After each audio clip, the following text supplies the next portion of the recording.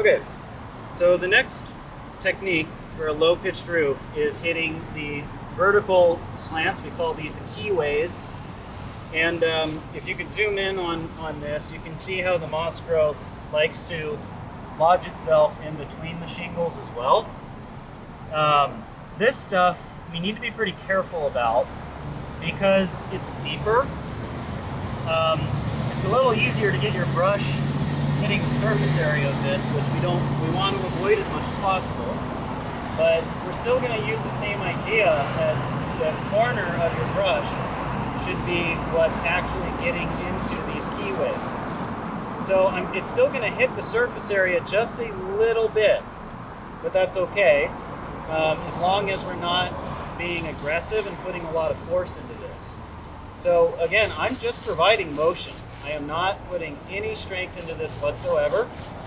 I'm keeping my brush angled. I'm just allowing the corner of the brush to get into the groove.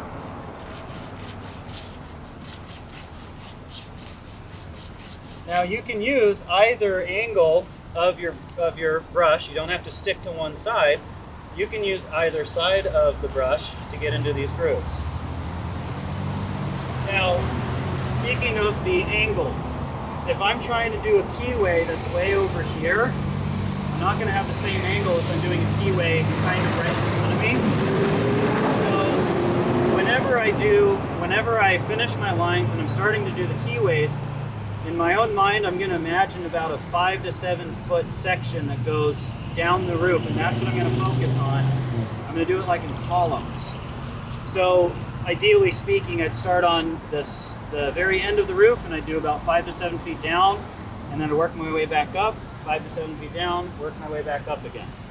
Because again, you don't want to go too far over and try cleaning it at a very steep angle.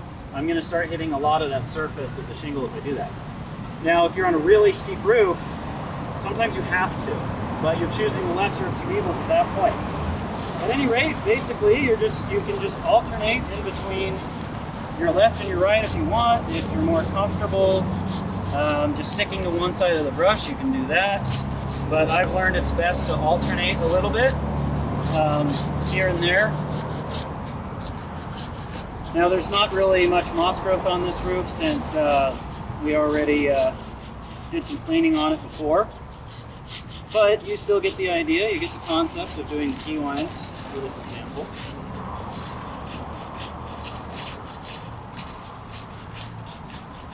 As far as your stance goes, there's not too much of a technique in the way of how you're standing.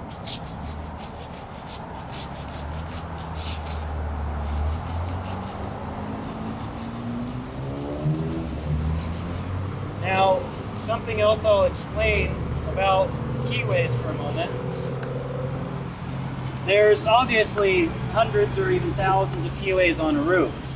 So we don't necessarily have to or even want to hit every single key line. We're only hitting it where the growth is large enough to be necessary to remove. So don't know if you'd be able to zoom in on this little key line right here, but there's barely anything in it. There's a little bit of dirt to dislodge there, but it's pretty minor.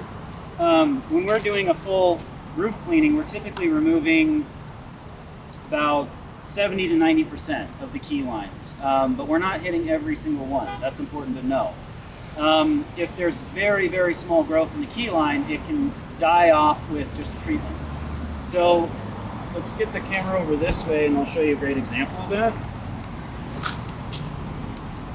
So if we look at this, for example, right here, that's a key line you probably wouldn't brush out because it's very, very small growth. This was actually treated like a couple days ago.